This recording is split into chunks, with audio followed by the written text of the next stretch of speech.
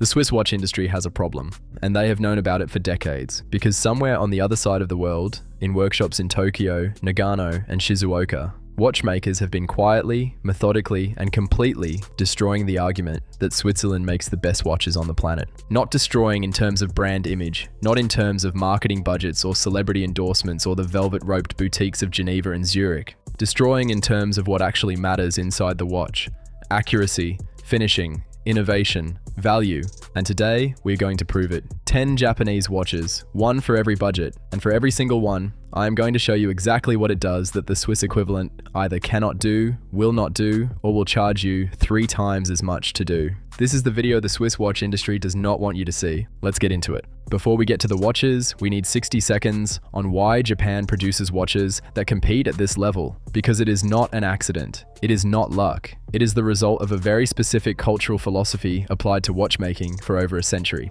The Japanese concept of monozukuri, the art of making things, values precision, patience, and continuous refinement above all else.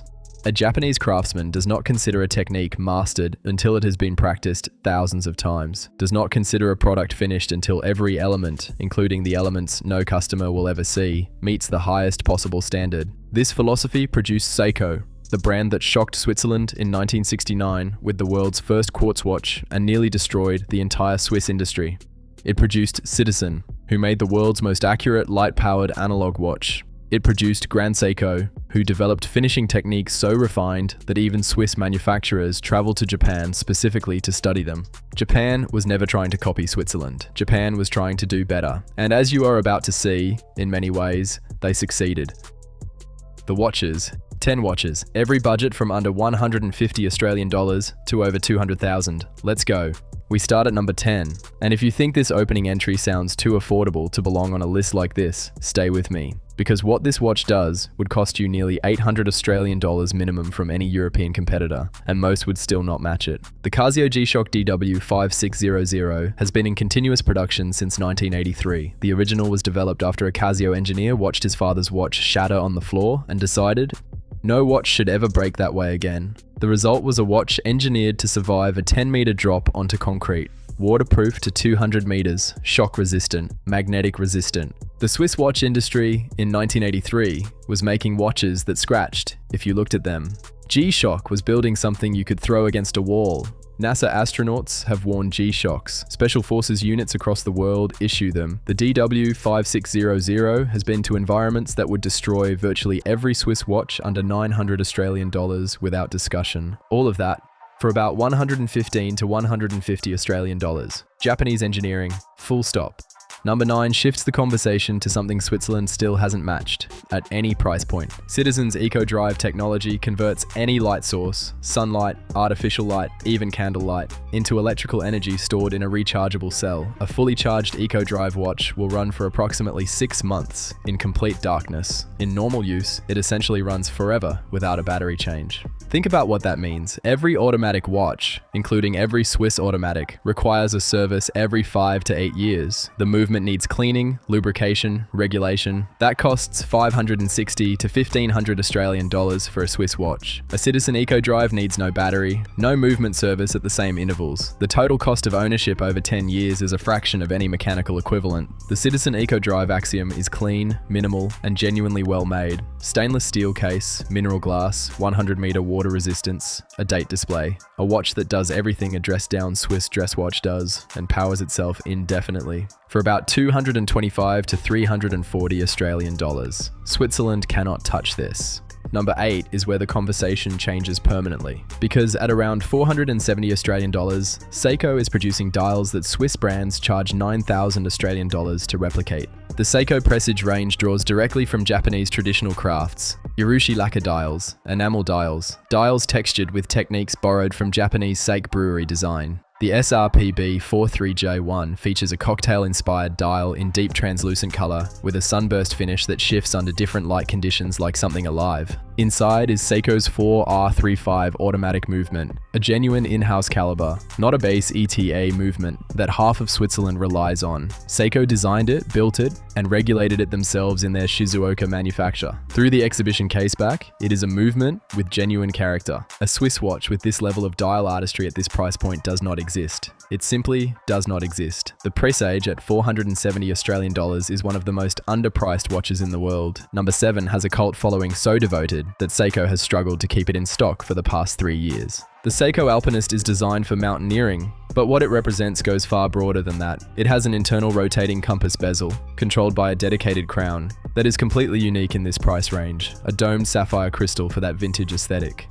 Proportions drawn directly from the original 1961 Seiko Alpinist. The movement inside, Seiko's 6R35, has a 70-hour power reserve, 70 hours. That means you can take it off on Friday night and put it back on Monday morning, and it is still running. The Swiss equivalent, an ETA 2824, gives you 42 hours. The Alpinist beats it by a full day in a watch that costs between 940 and 1,200 Australian dollars. For the price of a mid-range Swiss fashion watch, a watch that will depreciate to nothing the moment you leave the boutique, you could own this. A watch with genuine mechanical soul, genuine heritage, and genuine performance. That is the Japanese argument in a single reference. Number 6 is a name that most people in Europe have still never heard. That is their loss. Orient is a subsidiary of Seiko, but they develop their own movements entirely in-house, independently from Seiko's calibers. The Orient Star RE-AV0115L features a fully open skeleton dial, the entire movement visible from the front, with a power reserve indicator and an in-house automatic caliber with hand winding capability. This level of complication, skeleton dial, power reserve, in-house movement, hand wind capability, in a Swiss watch starts at about 5,600 Australian dollars.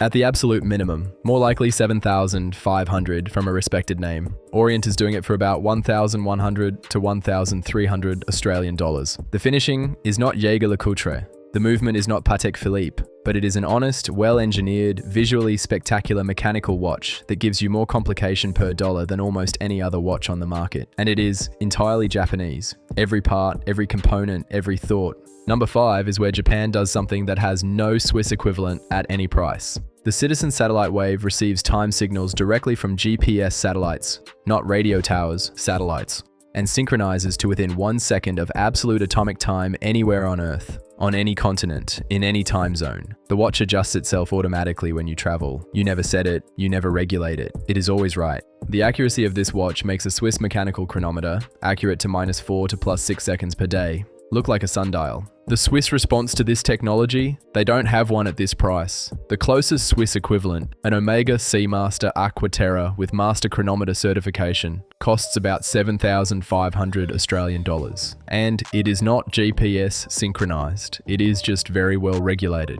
The Citizen satellite wave at about 1,500 to 1,880 Australian dollars does something no Swiss watch at any price does better. Japan built a watch that is always, definitively, perfectly right, and sold it for under $2,000. Number 4 crosses into territory where Japan is not just competing with Switzerland, it is teaching Switzerland how to make dive watches. The Seiko Marine Master is not a fashion dive watch with a decorative bezel and 40 meters of theoretical water resistance. It is a professional diving instrument rated to 300 meters with a case construction so robust that Seiko supplies it to commercial diving companies. The movement, Seiko's 8L35, is entirely in-house, entirely hand-assembled, regulated to ±5 seconds per day out of the box. The case finishing mixes mirror-polished and brushed surfaces in a combination that takes Seiko's craftsmen significant time to complete. The dial, a deep blue-black, has a depth and texture that changes completely under different light sources. The Omega Seamaster, 300 meters, professional, the Swiss benchmark for professional dive watches,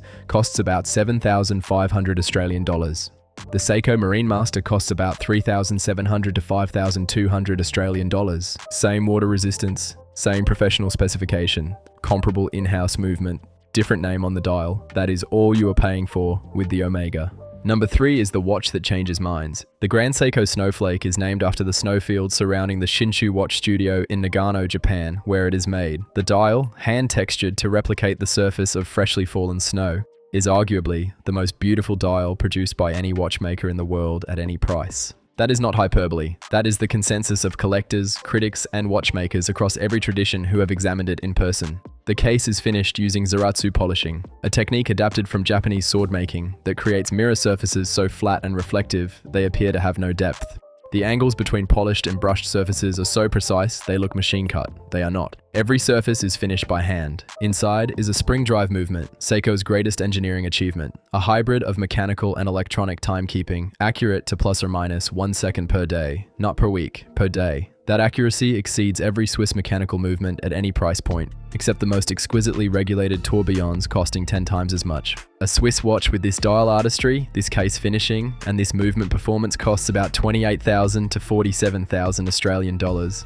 The Grand Seiko Snowflake costs about 8,500 to 11,300. This is not a budget Japanese watch pretending to be luxury. This is luxury. Japan just prices it honestly.